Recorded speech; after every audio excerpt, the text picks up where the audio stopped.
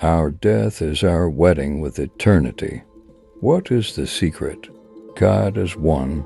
The sunlight splits when entering the windows of the house. This multiplicity exists in the cluster of grapes.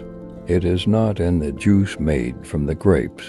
For he who is living in the light of God, the death of the carnal soul is a blessing regarding him. Say neither bad nor good, for he is gone beyond the good and the bad. Fix your eyes on God and do not talk about what is invisible, so that he may place another look in your eyes. It is in the vision of the physical eyes that no invisible or secret thing exists.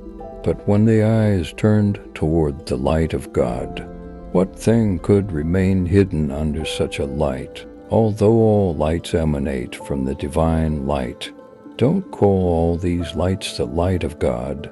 It is the eternal light which is the light of God. The ephemeral light is an attribute of the body and the flesh. O God, who gives the grace of vision, the bird of vision is flying towards you. With the wings of desire,